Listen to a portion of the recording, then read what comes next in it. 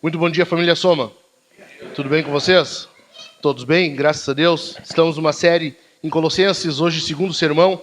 E, cara, essa semana foi um pouco maluca, eu não sabia como é que seria hoje, porque, como o pessoal da igreja sabe, eu extraí um dente e foi meio maluco, assim, porque começou a incomodar não a cirurgia, não o procedimento em si, mas um ponto que tinha, então ele começou a machucar e foi um tendel. Sabe que...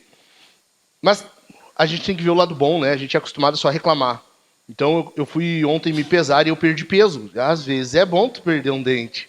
Então tem sua equivalência positiva. Eu até cheguei a fazer um cálculo assim, bom, um dente, tantos quilos, se eu começar a tirar, deixa eu ver. Vamos fazer o cálculo, vamos ver como é que... 30 e poucos dentes. Como eu já tirei um siso, então são menos 2, então... daria uma... O shape tá vindo. Tudo bem com vocês, meus irmãos? Graças a Deus, nós estamos numa série em Colossenses e eu estou muito empolgado para essa carta aqui. Ela é uma bênção na minha vida, ela é uma bênção na igreja. 2000 anos acho que já comprovaram isso.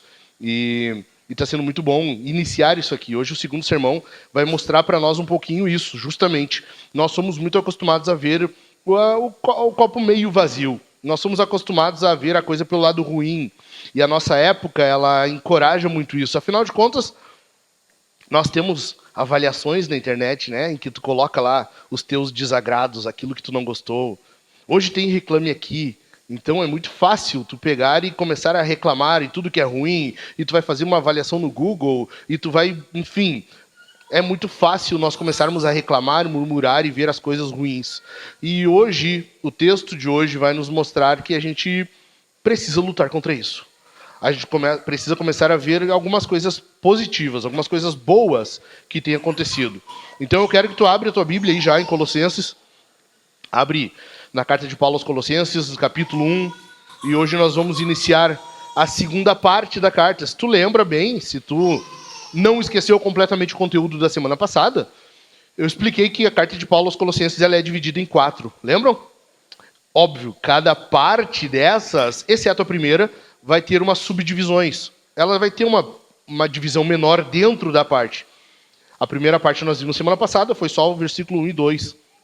Hoje nós vamos ficar nos versículos 3 a 8. E a gente vai ver que essa segunda parte, então, ela é dividida em 3.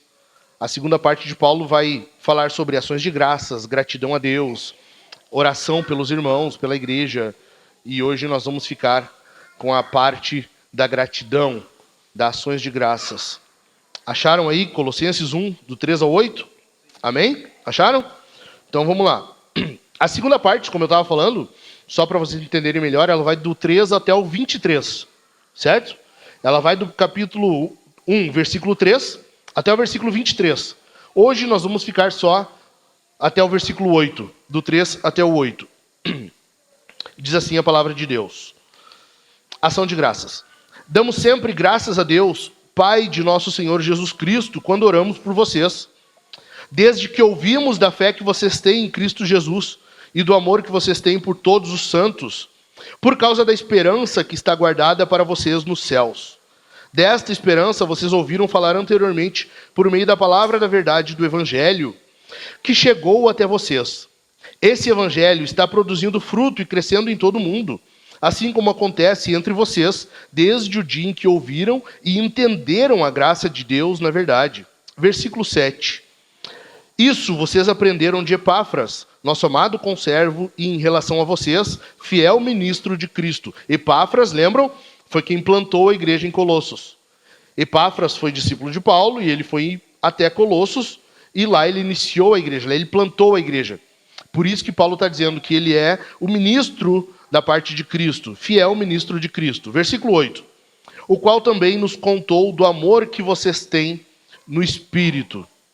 O que está acontecendo aqui? Nós vimos semana passada que a igreja precisa de uma liderança com posicionamento. Nós vimos que a igreja ela é submissa a uma liderança. Jesus dá líderes à igreja. No entanto, esses líderes eles precisam ter uma fidelidade, eles precisam ter um posicionamento em que eles vão ensinar de acordo com a Escritura. Colossenses, os crentes colossenses estavam passando por um perigo que era falso ensino adentrando a igreja. A igreja estava começando a sofrer uma ameaça de um falso ensino. Havia falsos mestres. Ou seja, nós precisamos entender, então, a questão de autoridade, de identidade e o objetivo apostólico da igreja. Toda igreja tem isso. Ou deveria ter. Então, nós vimos isso semana passada e hoje nós vamos ficar aqui com a parte em que Paulo rende graças a Deus. Ele tem gratidão a Deus pelas virtudes da igreja colossense. E essas virtudes são algo que nós precisamos cultivar. E eu quero que a gente observe hoje. Então, para a gente entender hoje, Paulo vai tratar sobre isso. A gratidão a Deus pelas virtudes da igreja. E ele vai expressar um coração grato, um coração amoroso, um coração atencioso pela igreja. E um coração pastoral pelos colossenses. Mesmo que ele não tenha plantado a igreja. Mesmo que aquela igreja não seja fruto direto do ministério de Paulo, direto que eu digo lá, local, foi direto por ele ter enviado Epáfras, mas não foi direto por Paulo ter iniciado a igreja. Ainda assim, Paulo tem um cuidado pastoral da igreja. Para isso, eu quero que a gente aprenda 4 lições importantes. 4 lições extremamente importantes da gratidão centrada na supremacia de Cristo. 4 lições que nós temos que gravar e ter em mente, a fim de que nós tenhamos a mesma postura de Paulo e da igreja fiel em Colossos. Em primeiro lugar, uma gratidão pela família da fé. Leia comigo aí versículo 3.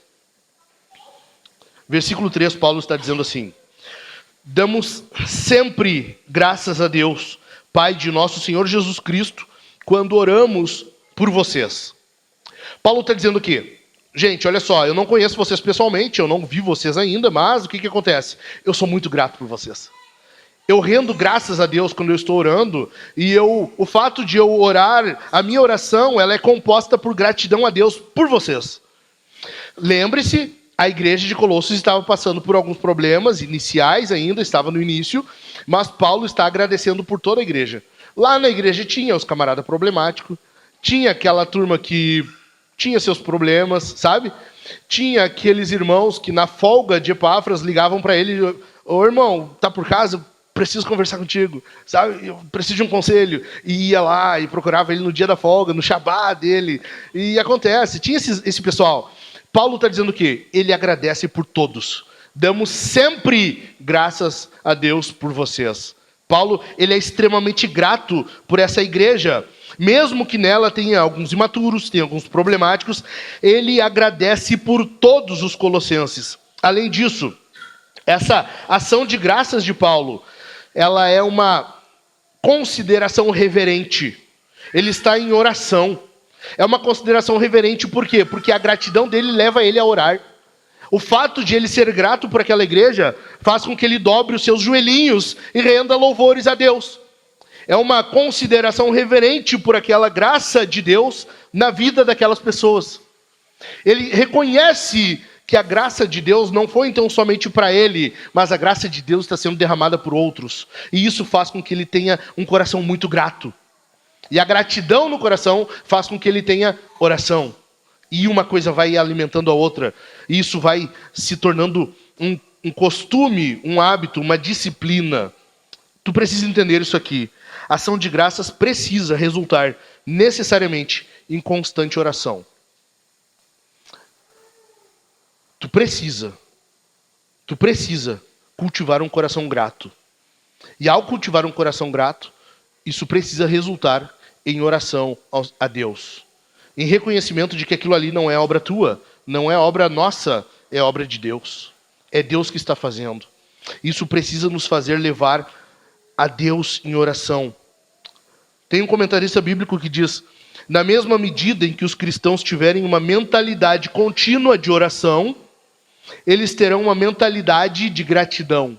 Lembra 1 Tessalonicenses 5,17? Orem sem cessar. Orem sem cessar. Assim que tu cultivar essa mentalidade, que tu tiver isso em mente, gravado, pego no teu coração, de que tu tem que orar sem cessar, automaticamente vai alimentar a tua gratidão. Tu tendo um coração grato, aquilo necessariamente vai alimentar a tua oração. Quanto mais grato tu é, mais tu rende glória a Deus, mais tu agradece a Deus, mais tu reconhece que é Deus. Quanto mais tu ora, mais tu vai sendo alimentado em gratidão, mais tu vai exercitando a gratidão, porque em oração tu vai reconhecer que é Deus. Então, Senhor, muito obrigado, porque isso não é meu, é teu. Não é obra minha, é tua. Não é nós, é tu. Uma coisa vai alimentando a outra.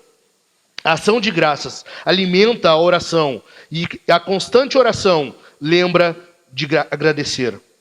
A gratidão de Paulo, ela é direcionada para o alvo certo. Paulo não está agradecendo diretamente a Epáfras. Agradeço a Epáfras porque, afinal de contas, foi por meio dele que surgiu a igreja e eu sou grato a Epáfras por vocês. Não. Apesar de que tenha sido Epáfras que plantou a igreja lá, Paulo agradece a Deus. A gratidão dele tem o objetivo, o alvo certo. Ele sabe a quem entregar essa gratidão. Ele sabe a quem deve reconhecer. A gratidão de Paulo também, ela vai continuar, e nós vamos ver agora os próximos 3 pontos. Ela vai continuar de 3 maneiras. A gratidão de Paulo se dá pelas virtudes da família da fé. Não só pela família, mas pelas virtudes da família. Ela se dá pelo evangelho que está frutificando. E ela também se dá pela liderança pastoral da igreja. Então, nós precisamos entender isso aqui. Tu tem que cultivar. Isso é uma virtude. Virtude tu exercita, tu pratica.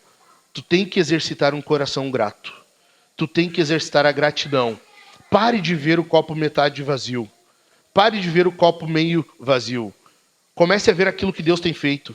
Comece a perceber as pequenas coisas que Deus tem te dado. Comece a perceber as pequenas obras que Deus tem realizado, mesmo aquelas devagar, sabe, aquelas lentas. Ontem nós estávamos num treinamento lá da escola, e essa semana eu apliquei prova na escola, foi muito bom, é aquele gostinho de vingança, sabe? Tu não pode fazer mal para as pessoas, mas aplicar prova para adolescente é muito bom. Esse gostinho é muito bom.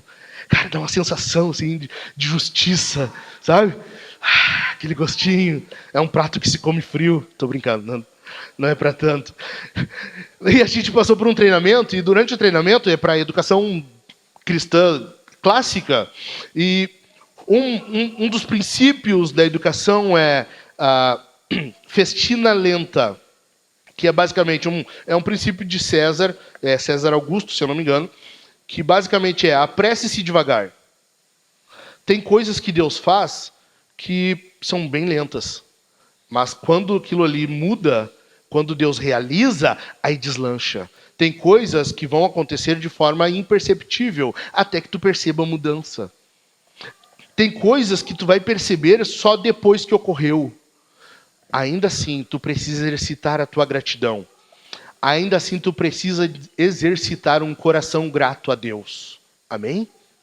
Amém mesmo? Tu precisa disso, nós precisamos disso. Porque Deus criou uma família que seja grata. Deus quer filhos gratos. E a gente está aprendendo isso hoje. Em segundo lugar, a gratidão na supremacia de Cristo, centrada na supremacia de Cristo, é uma gratidão pelas virtudes da família da fé. Veja comigo versículos 4 e 5. Eu acho que está projetado também. Desde que ouvimos da fé que vocês têm. Então Paulo está dizendo o quê? Que ele é grato, ok? Grato desde que ouvimos da fé que vocês têm em Cristo Jesus e do amor que vocês têm por todos os santos, por causa da esperança que está guardada para vocês nos céus. Eu acho que tu já percebeu, mas está vendo que ele está falando de uma tríplice virtude? Ele está falando aqui de 3 coisas. A gente já vai voltar nisso aqui. Desta esperança vocês ouviram falar anteriormente por meio da palavra da verdade do Evangelho. O que acontece aqui? Em primeiro lugar, versículo 4. Desde que ouvimos da fé que vocês têm em Cristo Jesus. Tu percebe? Epáfras foi de Éfeso para Colossos e ele plantou a igreja. Agora ele continua tendo uma mentoria com Paulo. Ele continua acompanhando Paulo e Paulo continua acompanhando a igreja por meio de Epáfras. E ele vai e volta, ele faz esse trajeto aí de 160 quilômetros e ele vai trazendo e levando notícia. Quando Paulo recebe Epáfras de novo, ele ouve falar da igreja e ele diz, desde que ouvimos da fé que vocês têm. Primeira coisa, lembra que eu falei sobre a gratidão? O que percebe aqui? Epáfras não vai só levar para Paulo os problemas. Ele não vai só falar dos problemas. Cara, eu não tô... tu não faz ideia do que está acontecendo lá. É só problema, sabe? Ele não chega assim. Não, ele chega falando da fé que eles têm em Cristo Jesus. Epáfras chega falando a boa notícia. Ele chega contando para Paulo não só os problemas, ele conta das maravilhas do Evangelho, ele conta daquilo que Deus tem realizado. Isso aqui tem que resultar para nós em um ensinamento. Tu precisa parar de ver só problema e ver bênção. Tu tá vendo que está confirmando o que eu falei antes? Epáfras chega e ele conta para Paulo o quê? Que os crentes têm estado firmes na fé em Cristo Jesus. Alguns estão aí cambaleando, ok, mas acontece. É igreja. Vai ter um ou outro assim. Via de regra, a igreja está firme. E aí, Paulo ouve isso e ele ouve essa tríade de virtudes da vida cristã. A fé, o amor e a esperança. Versículo 4 ainda. Desde que ouvimos da fé que vocês têm em Cristo Jesus, do amor que vocês têm por todos os santos, por causa da esperança que está guardada para vocês nos céus. Essa tríade de virtudes cristãs é algo extremamente necessário, é algo extremamente essencial para a vida cristã. E, de novo, é algo que nós precisamos exercitar. É algo que nós precisamos fortalecer. Afinal de contas, a vida cristã não é um passarinho que recebe a comidinha só na boca, ali, sabe? Tu tem que exercitar, tu tem que alçar voo, tu tem que tentar te fortalecer, tu tem que ser alimentado, tu tem que buscar alimento, tu tem que se fortalecer no Evangelho, tu tem que receber de Deus, mas tu também tem que se esforçar. Nós vimos isso sobre a santificação. Então, o que está acontecendo aqui é que essa igreja ela tem sido fortalecida nessas virtudes, e isso aqui é essencial para a vida cristã. Em primeiro lugar, a fé em Cristo Jesus. Paulo está falando sobre a fé que eles têm em Cristo Jesus. Agora, nós vamos ver isso mais adiante. Essa fé que eles têm em Cristo é uma fé salvadora. Nós vamos ver mais para frente, quando Paulo falar que eles receberam Jesus. Aqui, Paulo está dizendo não só a pessoa de Cristo, o Salvador Jesus. É óbvio que a fé salvífica, mas Paulo está falando também da doutrina cristã. O ensino que eles receberam. Quando Epáfras chega em Colossos, ele vai iniciar falando do Evangelho. E esse ensino que Epáfras entrega é algo fiel. O que eles receberam, o fato de eles terem uma fé em Jesus, se dá por meio de um ensino fidedigno, um ensino verdadeiro. E Paulo está reconhecendo isso aqui, por quê? Porque isso aqui ali na frente vai fazer diferença, quando ele for falar do falso ensino. Isso aqui vai fazer muita diferença. Além disso, eles estão vivendo em amor por todos os santos. Eles estão vivendo em amor por todos os santos. O amor é a prática, é a fé colocada em exercício, a fé sendo vivida, praticada. A prática da fé resulta em amor, boas obras, é uma confirmação da fé. No versículo 8, nós vamos ver mais adiante que isso aqui é algo que foi gerado pelo Espírito Santo. De novo, não é mérito nosso. O amor por todos os santos não é algo que gera em nós, é algo oriundo, sabe, próprio nosso. Nós não podemos dizer, veja, eu te amo porque eu sempre fui assim, eu sou uma pessoa que ama. Não tem, não existe. Se tu ama, tu tem Deus na vida. João vai falar isso, né? Tu não pode dizer que ama se tu não tem Deus. E assim é fato. Assim é como ocorre no dia a dia. Ou tu ama os teus irmãos, e isso é gerado pelo Espírito, e para isso tu tem que ter o Espírito, ou então tu não pode dizer isso. O que está acontecendo aqui é Paulo, de novo, reconhecendo que isso não é mérito dele, não é mérito de Epáfras, não é mérito da igreja, é obra de Deus, do Espírito Santo, porque foi gerado pelo Espírito. Então, por causa disso, nós temos que render graças a Deus. Lembram do versículo 8? Nós vamos chegar lá depois, mas olha só. O qual também nos contou do amor que vocês têm no Espírito. O amor pelos santos não se dá de forma natural. Não é natural nós amarmos uns aos outros. Nossa, pastor, que tóxico! Não é natural nós amarmos uns aos outros. Não é natural eu amar o Chico. Não é natural eu amar o Davi. Até porque eles são colorados. Então, dificulta mesmo. Enfim, não é natural a gente amar uns aos outros. O Espírito tem que fazer acender essa fagulha, a qual nós manteremos acesa, colocando lenha nesse fogo. Amém? Amém? Além disso, essa fé vertical, a fé que nós temos em Deus, em Cristo Jesus, ela está inextricavelmente ligada ao amor horizontal. A fé vertical está direta, intimamente ligada ao amor que nós temos uns pelos outros. Isso é assim. Deus fez com que fosse assim. Em terceiro lugar, a esperança. A esperança, versículo 5. Por causa da esperança que está guardada para vocês nos céus. Essa esperança é a razão, é a causa dos irmãos amarem uns aos outros. Por quê? Porque nós temos uma convicção, nós temos uma certeza que algo futuro tem aí. Sim ou não? Nós aguardamos uma bem-aventurada esperança futura. Ok? Pelo fato de que nós estamos aguardando algo que está vindo, nós amamos uns aos outros. Tá entendendo? Se tu não tivesse uma promessa futura, tu não viveria o agora fielmente. Se não houvesse uma garantia futura, se tu não entendesse que lá na frente tem algo muito bom, o teu agora provavelmente não seria mantido fiel. Tu não se manteria fiel ou não haveria esforço. Agora, porque nós sabemos que tem algo futuro, há uma esperança futura, é que nós amamos uns aos outros.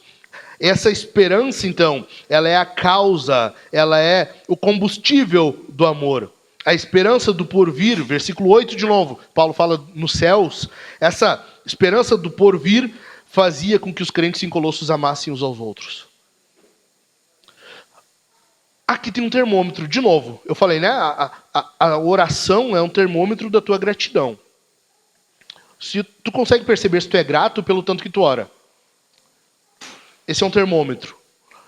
Aqui tem outro termômetro.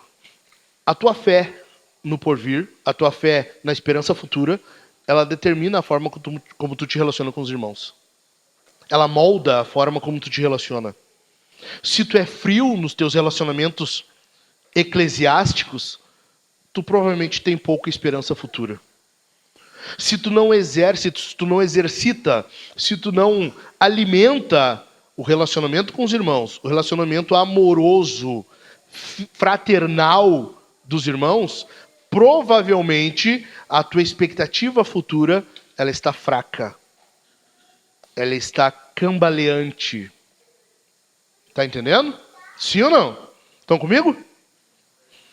Essa esperança futura daquilo que está guardado para nós é o já e o ainda não. A esperança é algo que está concreto. Nós temos essa convicção, nós sabemos disso. Por quê? Porque nós já vivemos disso. Só ainda não plenamente. Paulo está falando de algo aqui que os crentes, então, eles estão antecipando. O amor cristão, ele está fundamentado, ele está colocado em algo que é garantido. É sólido. Só que isso aqui é algo que ainda não está completo, porque ainda está vindo. Nós temos uma garantia eterna e que nós já antecipamos. Por quê? Porque nós confiamos. 1 Pedro 1, 3-5 diz assim: Bendito seja o Deus e Pai de nosso Senhor Jesus Cristo, que segundo a sua grande misericórdia nos regenerou para uma viva esperança, mediante a ressurreição de Jesus Cristo dentre os mortos. Jesus ressuscitou, sim ou não? Jesus ressuscitou, sim ou não? Essa é a prova de que a esperança futura é um fato. É uma garantia. É isso que Pedro está falando. Mediante a ressurreição de Jesus Cristo dentre os mortos, para uma herança que não pode ser destruída, que não fica manchada, que não murcha e que está reservada nos céus para vocês, que são guardados pelo poder de Deus mediante a fé, para a salvação preparada para ser revelada no último tempo. Essa é a nossa esperança. Isso tem que moldar, isso tem que motivar o teu relacionamento com teu irmão. É por causa disso que tu tem que batalhar para viver em amor com os irmãos. E a gente vive hoje um período em que é muito fácil tu desfazer. Tu desfaz amizade, tu desfaz casamento, tu desfaz relacionamentos, tu sai da igreja por qualquer razão. Por quê? Porque não está mais sendo sólido o fundamento desse relacionamento amoroso. Então é fácil, se tu desmanchar a base, o fundamento, então nada vai permanecer de pé, vai ruir. Por isso que os relacionamentos hoje são facilmente desfeitos, facilmente quebrados. Nós precisamos entender que conforme for a tua expectativa da esperança futura, aquilo ali vai moldar o teu relacionamento com os irmãos. Amém?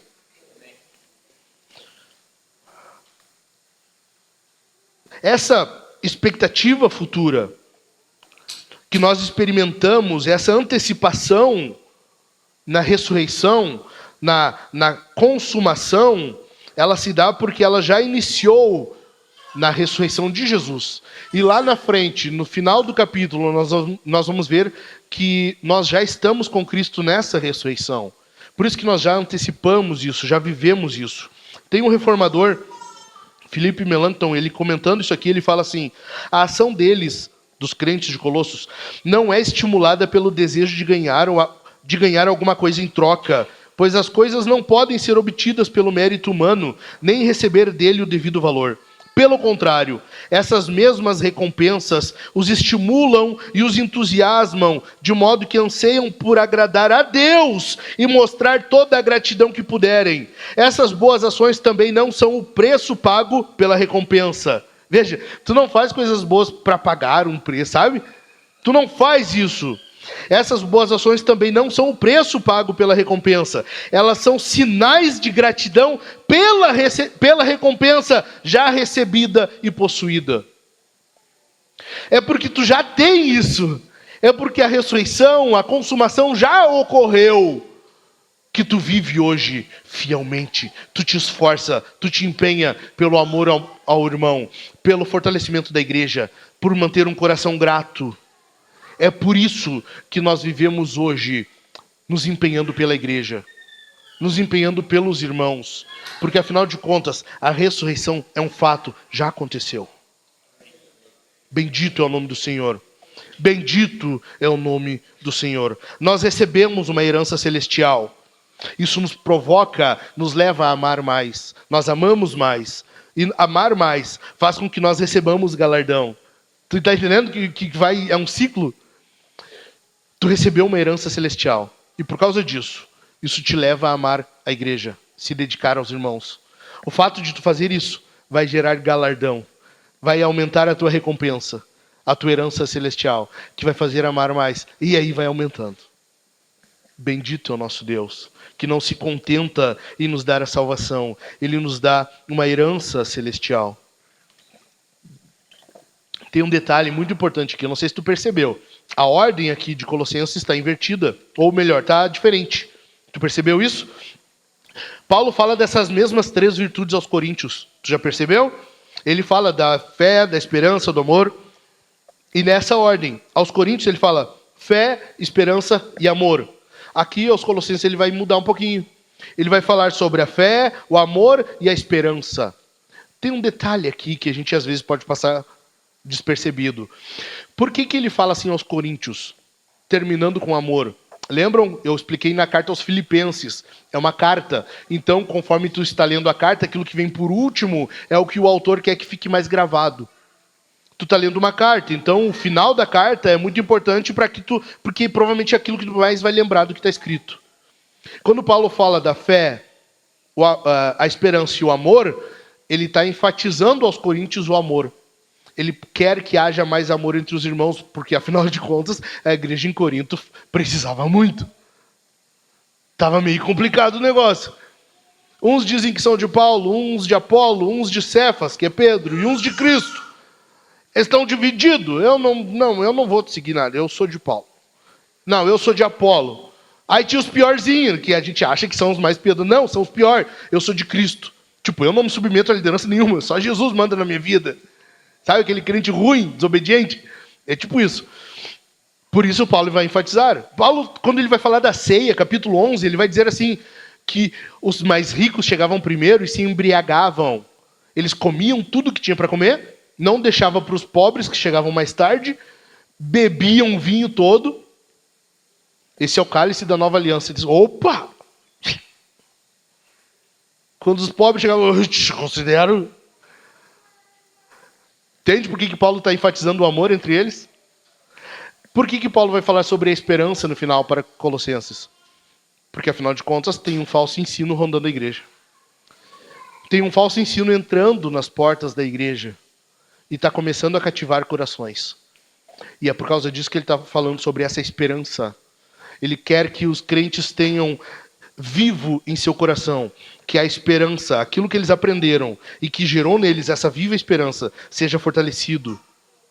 Antes que o falso ensino chegue e destrua a igreja, eles precisam ser fortalecidos nessa viva esperança. É por isso que Paulo vai fazer isso aqui. Essa palavra da verdade que Paulo está falando no final do versículo 5. Desta esperança vocês ouviram falar anteriormente, por meio da palavra da verdade do Evangelho. Paulo está dizendo que antes de vocês começar a ouvir bobagem, antes de começar a chegar um chinelão aí e falar bobagem, vocês já tinham ouvido essa verdade, a palavra do Evangelho. A palavra da verdade. Vocês já conheciam isso. É isso que Paulo está dizendo, vocês já tinham ouvido. Paulo está falando, então, dando indícios do que ele vai tratar na carta, de fato. Ele está deixando alguns ganchos que depois, no decorrer da carta, ele vai alçar de novo. Ele vai capturar esses assuntos aqui. É por isso que ele está falando dessa preocupação, para que eles não se afastem da esperança. Tu entendeu? Tu entendeu isso? Para que eles não se afastem dessa esperança, é que Paulo está dizendo que eles precisam lembrar daquilo que aprenderam.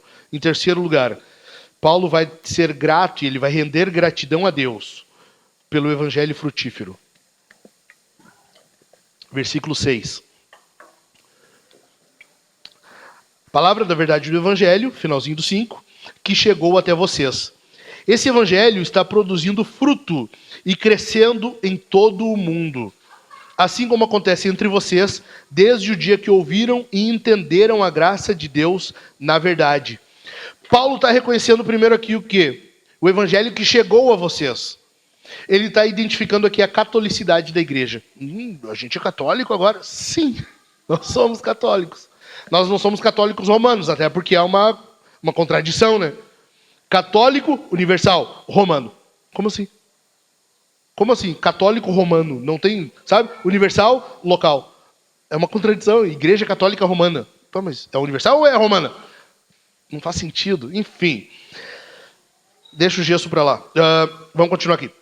Paulo está reconhecendo uma catolicidade. Ele está falando de algo que é próprio da igreja. A igreja é universal.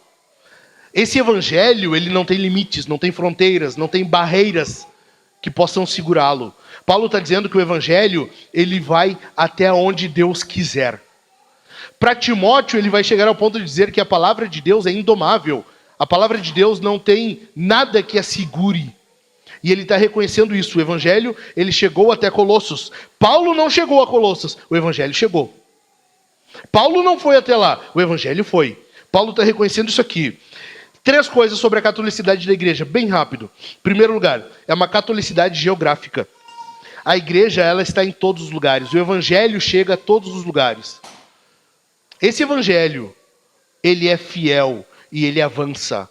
Isso precisa estar gravado para ti. Nós cantamos antes, a igreja vem e a igreja avança, porque o evangelho avança. O evangelho avança. Nós talvez não.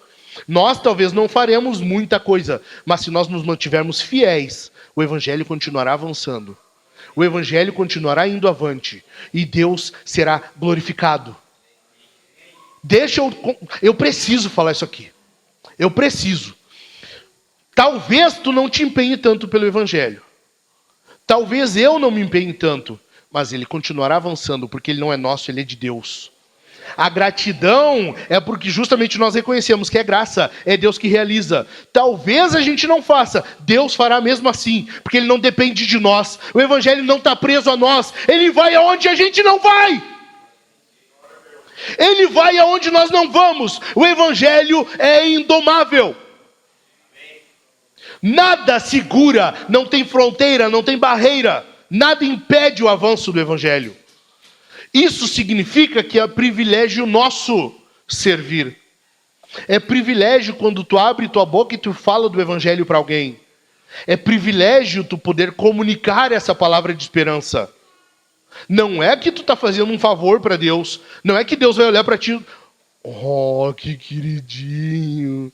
Sabe? E Deus vai botar a mão no peito assim. Oh, que querido. Sabe quando nossos filhos fazem uma coisa e tu acha o máximo? É quase um gênio. Ela clicou em dois teclados assim. Ele fez apertou em 2 botões. Nossa, meu filho é superdotado. Só pode. Só pode. Não, isso aqui não é qualquer criança que faz. Deus não se impressiona com a gente. Deus não fica impressionado. Ele te deu um privilégio. Sirva comunicando o Evangelho. Porque o Evangelho vai avançar. Pastor Daniel está agora com a plantação, assim, nos seus primórdios, ainda está embrionária. Nós temos um ponto de pregação em Sapiranga. Por quê? Porque o Evangelho vai avançar. Bendito é o nosso Deus, que nos permite, que nos concede ter o privilégio de participar disso aqui. Em segundo lugar, é uma catolicidade social. A igreja, ela é católica socialmente, porque ela é composta por todo tipo de gente. A gente falou isso na última aula do catequese aqui, lembra, Rodrigo? Nós estávamos falando sobre isso aqui. A igreja é a única organização no mundo que tem todo tipo de gente. Não tem clube, não tem escoteiros, não tem... nada se compara à igreja nisso aqui. Somente a igreja tem pessoas de todos os tipos, de todas as classes. Nós temos branco, negro, asiático.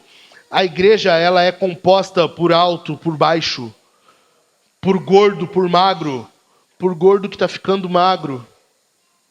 Entendeu, né? Só mais uns 3 dentes está resolvido. A igreja é composta por pobre e por rico. A igreja é composta por todo tipo de gente. A igreja aceita até motoboy. Tô brincando, João. É que motoboy tem que cuidar, né? Porque se tu briga com um, já chove de motoboy, né? Sabe como é que é, né? É tipo taxista. Eu já fui taxista, sei como é que é. A igreja é composta por todo tipo de gente. É uma catolicidade social. Não há alguém, alguma classe, não há um tipo de pessoa que a gente olhe e diga, tu não pode estar aqui. Tu não pode estar aqui. Deus, em Cristo, Ele aceita todos. Ele não permite que tu continue como está, mas Ele te recebe. A igreja recebe. Jesus transforma, mas a pessoa vem como está. Por isso que Paulo fala que em Cristo não há judeu e não há grego, não há bárbaro nem cita. Em Cristo nós somos todos iguais. Ontologicamente é tudo igual. Nós não temos o direito, então, de ter grupinhos, de ter uma igreja nichada, com nicho, entendeu? Uma igreja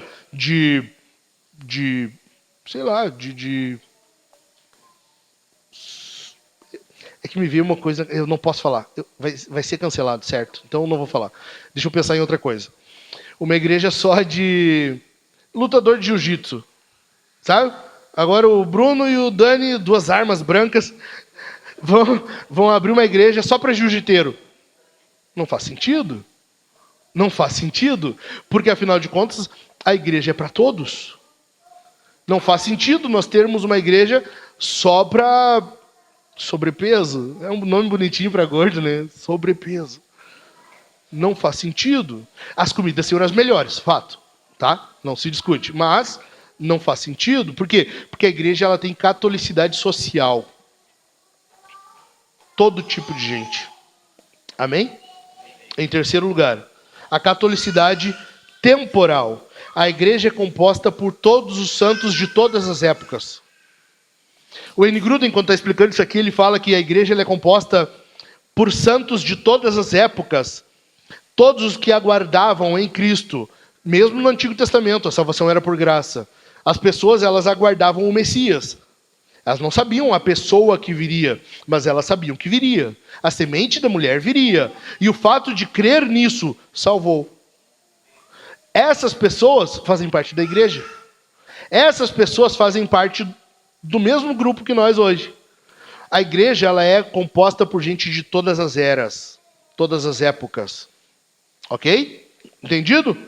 É por causa disso, é justamente por causa disso que Paulo fala que o evangelho está produzindo fruto e crescendo em todo o mundo.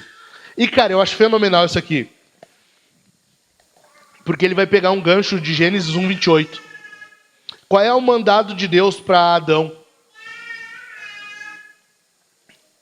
Frutificar e multiplicar. É, né? Paulo está usando esses mesmos termos aqui. No original... eu só queria dizer isso. Era só para poder dizer, sabe? No original. Eu só queria ter uma desculpa para falar isso. No original, os termos que Paulo está usando são exatamente os dois termos de Gênesis 1:28. Ele está dizendo que o evangelho, então, esse evangelho que chegou a Colossos, ele está frutificando, multiplicando ou crescendo. O evangelho está realizando a comissão que Adão e Eva receberam de Deus lá no jardim. A gente vai ver melhor depois, próximo sermão, quando nós chegarmos no versículo 10, mas desde já Paulo está deixando claro que o evangelho é o que realiza o mandato de Deus para Adão.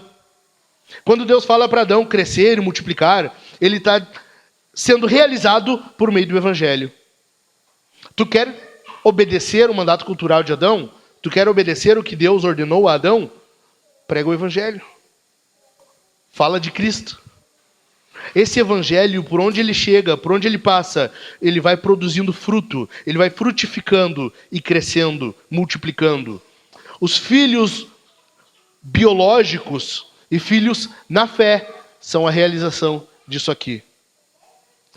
Paulo está dizendo, então, que a realização lá de Gênesis, quando Deus manda Adão multiplicar, frutificar, se realiza quando tu tem filhos, mas também quando tu prega o evangelho e nascem filhos na fé.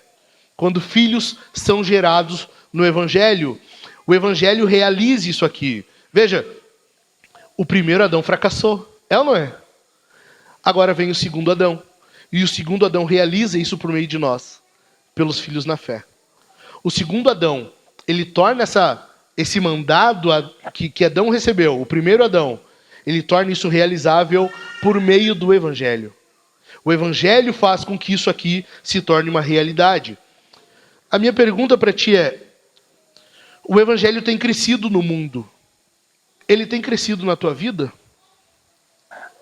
O evangelho tem crescido no mundo. Cara, a igreja começou com 12. Nós somos hoje em torno de 1 bilhão. Vai variar um pouco o número, às vezes aumenta, um pouco diminui. Mas é em torno disso. O evangelho tem crescido no mundo. Dá para ver que cresceu, né? E ele vai continuar crescendo. A questão é, e na tua vida? O evangelho tem crescido? Tu tem crescido no evangelho? O evangelho tem frutificado, tem dado frutos e crescido em ti?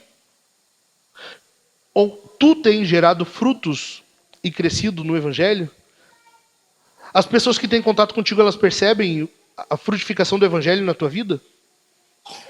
Tu crescendo no evangelho? O testemunho à tua volta demonstra frutificação e crescimento do evangelho?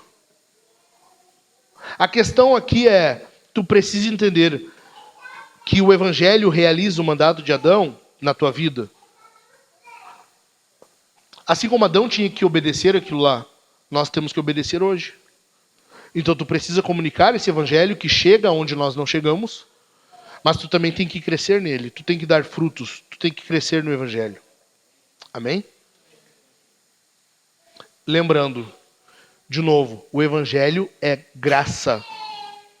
O evangelho é graça. Se é graça, não é obra nossa. O que Paulo está dizendo aqui desse evangelho que está produzindo fruto e crescendo, na verdade, é graça de Deus. Na verdade, tudo com relação à vida cristã é resultado da graça incondicional de Deus na nossa vida, que é o fruto. Tu planta uma árvore, tu consegue fazer com que aquela árvore cresça e gere fruto? Tu consegue fazer isso? Tu consegue chegar de um dia para o outro e... Agora tem que gerar uma laranja aqui. Gera laranja. Vem laranja. Não tem como. Por quê? Porque é Deus que faz. É Deus que realiza. Assim é a graça. É Deus que faz. Amém? Em quarto lugar e último, Paulo está demonstrando aqui uma gratidão pela liderança pastoral da igreja de Colossos. Versículo 7 e 8. Isso vocês aprenderam de Epáfras, nosso amado conservo, e em relação a vocês, fiel ministro de Cristo, o qual também nos contou do amor que vocês têm no Espírito. Aqui, veja, Paulo está falando o quê? Que eles aprenderam. Tu lembra da grande comissão, Mateus 28? Versículos 18 a 20? Jesus está falando assim, vão por todo mundo, pregam o evangelho, né? Façam discípulos, ensinando a guardar todas as coisas que eu vos ordenei. A grande comissão não é só missão, não é só evangelizar. A grande comissão é discipular. Vocês aprenderam. Tu tem que aprender. E conforme tu aprende, tu vai crescendo, tu começa a ensinar outros. Frutos, lembra? Conforme tu aprende, tu é discipulado, tu vai amadurecer. Conforme tu amadurece, tu vai discipular outros. Tu vai ensinar outros. Isso vai se tornando uma continuidade. A grande comissão não se trata apenas de salvação, mas de discipulado, ensinando-os a guardar todas as coisas que eu tenho ordenado a vocês. O evangelho, ele te amadurece. O evangelho necessariamente precisa te tornar uma pessoa mais madura. E isso vai fazer com que tu gere frutos, com que tu gere filhos na fé, com que tu comece a liderar pessoas, pastorear gente. Com o tempo, tu vai estar cuidando de outros. O evangelho, ele vai fazer isso. O evangelho concederá líderes. Por quê? Porque a pessoa vai amadurecendo. Ela vai sendo fortalecida. E ela vai crescendo a ponto de começar a assumir cuidado por outros. Tu entendeu? O evangelho gera isso. Paulo está falando isso de Epáfras. Epáfras foi assim. Epáfras aqui é uma abreviação de Epafrodito, ok? Um bom nome para botar nos filhos, né? É um ótimo nome. Epáfras. Daí quando a mãe chamando Epáfras, Epafrodito. Entendeu? É mais ou menos assim. Epáfras foi o plantador da igreja. Mas o que acontece? Ele plantou a igreja e ele continua prestando contas. Versículo 8 está mostrando isso para nós. Ou melhor, o 7 e o 8. No 8, o qual também nos contou do amor que vocês têm no Espírito. Epáfras prestava contas para Paulo. Ele plantou a igreja. Ele está pastoreando a igreja. Ele está discipulando a igreja. E ele presta contas a Paulo. No versículo 12 do capítulo 4, lá na frente, nós vamos ver mais sobre isso. Paulo está aqui acompanhando a igreja por meio de Epáfras. Esse conservo é co-escravo, é um escravo junto, escravo ao lado. O termo de conservo aqui é o termo para escravo. Paulo está dizendo que Epáfras é assim como ele. Os dois são servos de Cristo, escravos de Cristo. E por causa disso, ele tem uma posição especial no ministério, fiel ministro de Cristo.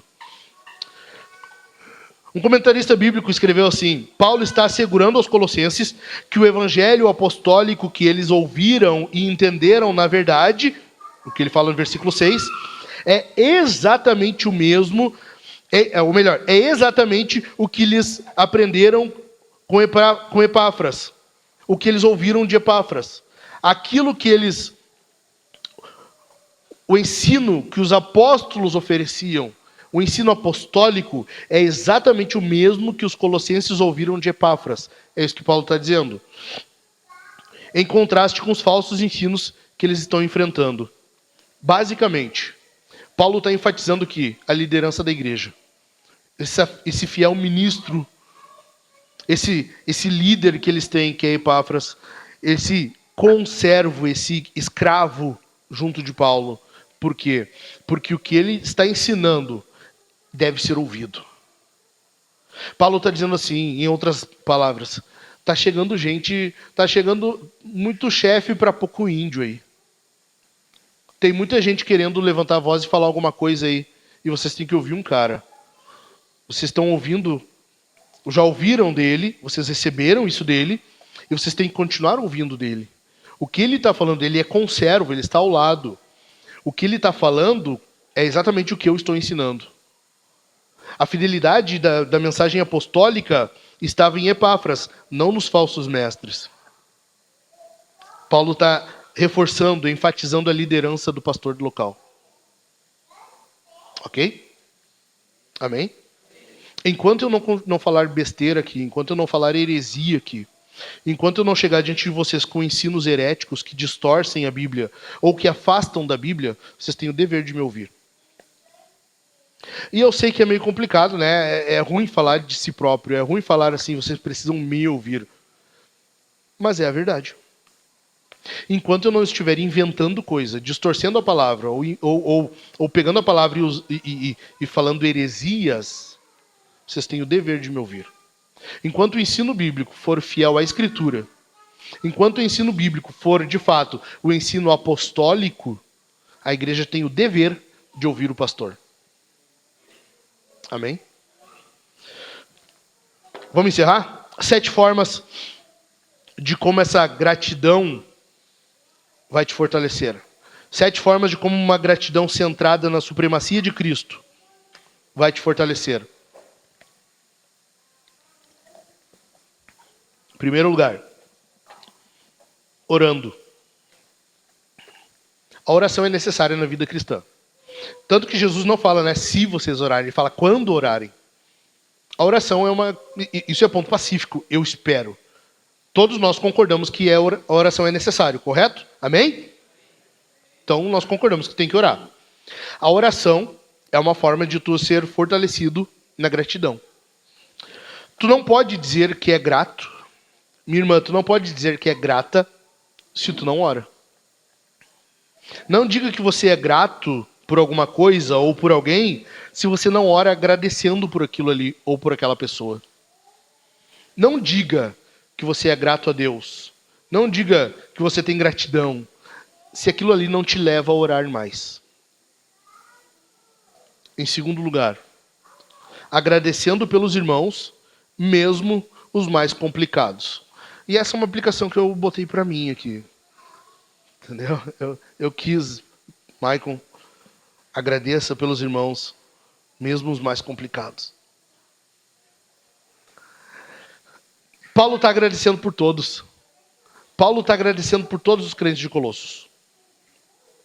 E ele vai fazer isso em oração. Ainda assim, em oração, ele vai levantar a voz diante de Deus e ele vai agradecer por todos os crentes que estão lá. A gratidão, ela é um sinal de amadurecimento. Tu quer saber se tu é um crente maduro ou se tu está mais maduro hoje do que era ontem? É só tu analisar a tua vida de oração e agradecimento a Deus. É só tu começar a analisar. E eu coloquei isso aqui justamente por quê? Porque nós temos a tendência de agradecer por aquelas coisas boas ou notáveis que a gente recebe. Quantas vezes tu já orou por aquele irmão com quem tu pouco conversa? Quantas vezes tu já agradeceu pela vida do irmão ou da irmã com quem tu tem pouco contato? Quantas vezes tu já orou e agradeceu pelo irmão ou pela irmã que tu não vai muito, assim, sabe? Ah, mas olha o que ela faz, olha o que ele faz, olha o jeito dele. Quantas vezes tu já agradeceu a Deus, já orou e rendeu graças a Deus pela vida daqueles irmãos mais complicadinhos? Isso é sinal de amadurecimento. Amém? Em terceiro lugar, aperfeiçoando os olhos espirituais. Tu quer ser fortalecido na gratidão, tu precisa aperfeiçoar os teus olhos espirituais, a tua visão espiritual. Tu precisa adestrar a tua visão para ver os frutos do Evangelho na tua vida e na igreja. Os frutos do Evangelho na vida dos irmãos. Por quê? Porque nós temos a tendência, eu falei lá no começo, nós temos a tendência de ver o que é ruim. A tendência de ver o copo metade vazio. Nós temos tendência de reclamar, de murmurar. Aquilo que é problema, a gente consegue identificar bem. É fácil identificar um problema. É fácil identificar algo que é ruim. Mas e as coisas boas? E as graças de Deus na tua vida, na minha vida, na vida da igreja? Quantas vezes nós agradecemos ao Senhor por ter luz elétrica para fazer o culto aqui? É uma coisa tão corriqueira que a gente nem lembra mais de agradecer. Quantas vezes a gente agradeceu ao Senhor pelo nosso casamento que não está fracassado? Porque afinal de contas ele está sendo bombardeado toda semana. Todos os dias. Minha irmã, tu está casada com um homem ainda? Por causa da igreja. Se fosse pelo mundo, pela cultura, ele já teria ou se tornado viado, ou ele teria se tornado um opressor, um comedor.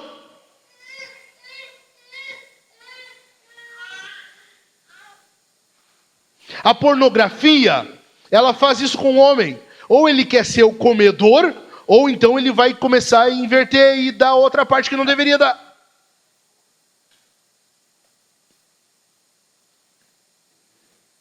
É fato. Não é se, é fato. É inevitável. O caminho é esse. Pode levar mais ou menos tempo até chegar lá. Mas o fim é esse. Meu irmão, tu é grato pela esposa que tu tem? Que se mata trabalhando, ralando? Tu agradeceu ao Senhor hoje por ter levantado, acordado e tua esposa está do teu lado e não ter pego as coisas dela e fugido? Porque afinal de contas o mundo oprime a mulher cristã que quer se dedicar à sua família, à sua casa. Sai na rua aqui e fala que tu tem uma esposa que cuida dos teus filhos e da casa e ouve 15 segundos do que vão dizer.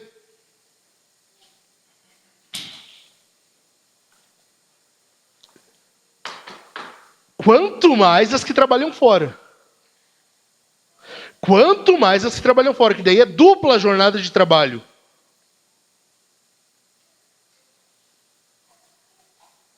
Porque daí ela está fazendo o que tu deveria estar fazendo. Tu agradeceu isso hoje? Tu agradeceu quantas vezes essa semana? Quantas vezes essa semana tu dobrou o teu joelho e demonstrou gratidão a Deus? Tu derramou o coração em gratidão ao Senhor pela tua família, pela esposa fiel que tu tem do teu lado, pelo marido, esse homem de Deus que está ao teu lado. Quantas vezes? Veja, eu estou mostrando uma coisa. Quantas outras graças de Deus tem na nossa vida e a gente nem se dá conta. E a gente nem se dá conta. A gente acostumou com a graça.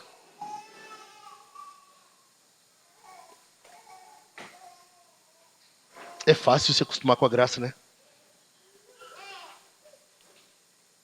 Em quarto lugar, sendo um Epáfras. Quem era Epáfras? De acordo com Paulo, um servo fiel, um fiel ministro de Cristo, alguém que ama Jesus, que prega fielmente o Evangelho, que coopera na igreja, com outros na obra de Deus. Todos nós temos que ser um Epáfras. Detalhe, a carta aos Colossenses foi escrita por Paulo, não foi Epáfras.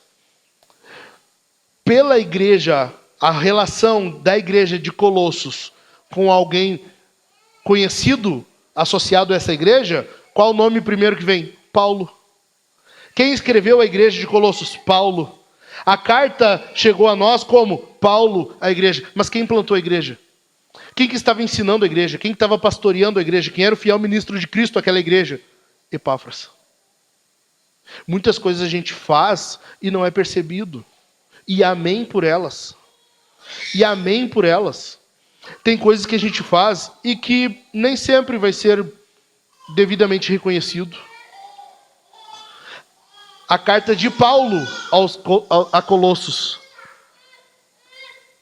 Mas quem se matou por aquela igreja foi Epáfras.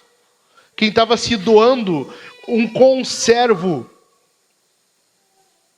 Em quinto lugar, mantendo os olhos na graça futura. Lembra? O nosso serviço na igreja, a nossa relação com os irmãos é fortalecida, é exercitada com base na nossa esperança futura. A perspectiva, a expectativa que tu tem da eternidade, da tua esperança futura, é que vai moldar a forma como tu te relaciona, como tu te porta hoje com relação aos irmãos e a Cristo. Então o que tu faz? Tu tem que aperfeiçoar a tua expectativa futura. Tu tem que necessariamente manter os teus olhos nessa graça futura. Eu estou usando aqui uma expressão emprestada de John Piper, a graça futura. Porque as coisas que já aconteceram, elas nos tornam gratos, ok. Mas elas não nos impulsionam para frente. John Piper fala isso no livro Graça Futura. Aquelas coisas que já ocorreram, as graças passadas, elas nos tornam mais gratos. Mas não são elas que nos encorajam, que nos impulsionam, que nos motivam. O que nos impulsiona a seguir caminhando é aquilo que tu está vendo avante. Por isso que Paulo fala, mantendo os olhos no alvo. Tu está olhando para frente e é para lá que tu está andando. É essa graça futura que te mantém no traço certo, no caminho. E é o que Paulo vai falar aos Coríntios, 1 Coríntios 15, 58. Portanto, meus amados irmãos, sejam firmes, inabaláveis e sempre abundantes na obra do Senhor, sabendo que no Senhor o trabalho de vocês não é vão. Tu trabalha hoje sabendo que não é vão, lá na frente vai ter recompensa. Tu faz hoje, tu te doa hoje, tu serve hoje. Por quê? Porque lá na frente vai ter alguma recompensa. A graça futura. Em sexto lugar, tu é fortalecido pela gratidão, por meio dos frutos do Evangelho na igreja. O Evangelho na igreja é que está crescendo, está havendo crescimento, frutificação. Isso resulta em conversão, filhos na fé, conversão e santificação. Tu é mais santo hoje porque por meio desse crescimento do Evangelho, por meio dos frutos do Evangelho. Tu vai continuar crescendo em santificação, se tornando cada dia mais parecido com Jesus. Por quê? Porque o Evangelho está crescendo, está frutificando na tua vida e na minha, na igreja. Isso vai resultar em amadurecimento. E por último, como que tu é fortalecido por meio da gratidão? Frutificando em boas obras. Frutificando em boas obras. Quanto mais uma pessoa cresce no conhecimento da palavra, mais ela frutifica. Quanto mais tu cresce em conhecimento da palavra de Deus, mais tu vai frutificar. Tu precisa crescer e frutificar. Tu precisa crescer e frutificar. Frutificar é boas obras, é tu ter boas atitudes, é atitudes coerentes com a fé que tu professa. Tu precisa necessariamente crescer no Evangelho, porque esse crescimento no Evangelho resulta em maior capacidade de cumprir Gênesis 1, 28. Entendeu? Sim ou não? Amém ou não? Fica de pé. Eu quero que tu grave isso aqui. Presta atenção. Você e eu fomos salvos. Nós fomos salvos. Não para que nós nos mantivéssemos. Não para que nós nos mantivéssemos como estamos. Você e eu fomos salvos. Eu falei, qualquer pessoa pode chegar à igreja. A igreja recebe todos. Mas a pessoa não continua como está. Assim nós fomos salvos. Nós fomos salvos não para continuar como estávamos. Não para continuar sendo quem éramos. Mas para crescer gradativamente. Para que a cada dia nós sejamos mais maduros, mais santos, mais fortalecidos. Tendo mais boas obras. Você e eu fomos salvos para crescermos. E eu fomos salvos para que por meio de nós a igreja cresça. Amém? Amém mesmo? Vamos pedir ao Senhor crescimento para nós e para a igreja? Vamos clamar por isso? Vamos, meus irmãos. Inclina a tua cabeça. Eu quero que tu comece orando e pedindo isso ao Senhor. Reconheça que tudo que Ele faz é obra dEle. Não é tu, não é eu. É graça. Se é graça, não tem como nós gerarmos. É Deus que faz. Se é Deus que faz, nós temos que ter gratidão por isso. Nós temos que ser gratos por aquilo que Deus está fazendo. E Ele está fazendo. Ele está fazendo. Inclina a tua cabeça e ora ao Senhor. Reconhece a obra dEle na tua vida. Reconheça a obra dEle na vida dos teus irmãos. Reconheça a obra dEle na vida da igreja.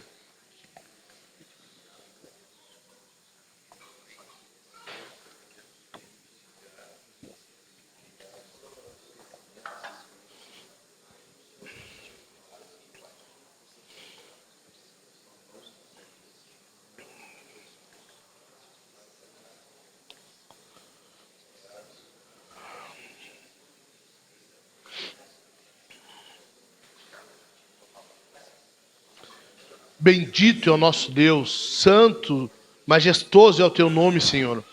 Nós queremos render-te graça, Senhor, nós queremos ser gratos a ti, demonstrar gratidão por tudo que tu tem feito. Obrigado, Senhor, porque não é mérito nosso, não é obra nossa, é tu que realiza. Tu realizou nos salvando, esse evangelho que chegou até nós e tem chegado no mundo todo. Esse evangelho que não tem barreiras, esse evangelho que não tem fronteiras que o parem. Está realizando crescimento, frutificando, Senhor, no mundo todo. E nós queremos ser gratos por isso. Obrigado, Senhor, por esse evangelho que resultou nessa plantação aqui. Obrigado, Senhor, pelo evangelho que resultou num povo aqui, uma igreja que ainda é pequena, incipiente, mas que está crescendo. E nós cremos, Senhor, que o Senhor dará o crescimento, porque tudo vem de Ti.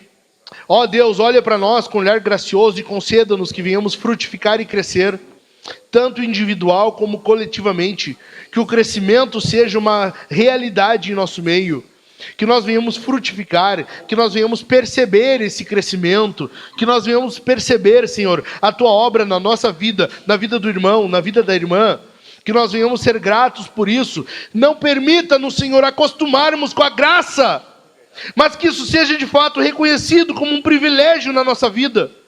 Que venhamos perceber, Senhor, cada graça, cada misericórdia Tua na nossa vida cotidiana, e que isso gere em nós um coração grato, que isso gere em nós mais oração, que possamos dobrar nossos joelhos mais vezes e render graças ao Teu nome. Ó Senhor, nós precisamos necessária e urgentemente reconhecer mais que isso vem da Tua mão. Nós estamos em meio a uma geração que tem se conformado com a reclamação, que tem se dado por satisfeita em reclamar, nunca está satisfeita, nada está bom, a angústia vem assolando a alma de todos por meio de reclamações e murmurações. Faz diferente em nós, Senhor. Faz diferente em nós, que nós possamos ser gratos, reconhecer a Tua graça, reconhecer a Tua obra, reconhecer o crescimento que não é nós que geramos, é Tu. Olha para nós, Senhor, e dá-nos um coração mais quebrantado, um coração mais grato, um coração mais contrito. Em nome de Jesus, faz-nos sermos assim, faz-nos assim, para que sejamos como o Senhor se agrade de nós. Como que o Senhor olhe para nós, Senhor, e veja reflexos de Cristo. Para que Tu olhe para nós e veja, Senhor, pessoas que estão imitando o Seu Senhor. Em nome de Jesus, olha para nós, Senhor, e conceda-nos corações mais gratos. Que essa gratidão seja refletida em oração, e que a oração nos alimente a termos corações mais gratos. Em nome de Jesus, e que isso gere em nós crescimento, e que possamos amadurecer, mesmo que a gente não perceba durante o processo, mas que possamos daqui a um tempo olhar, Senhor, para trás e vermos o quanto o Senhor nos fez crescer em graça, em conhecimento da palavra, em conhecimento de Cristo, e quanto o Senhor nos fez amadurecer, e quanto o Senhor nos fez crescer a ponto de hoje de podermos estar liderando mais pessoas, cuidando de outros, discipulando. Em nome de Jesus, em nome de Jesus, em nome de Jesus. Bendito é o teu nome, Senhor. Bendito é o teu nome, Senhor. Exaltado é o nome do Senhor. Exaltado é o nome do Senhor. Bendito é o nome do Senhor. Bendito é o nome do Senhor. Exercite isso na tua vida. Fortaleça isso na tua vida.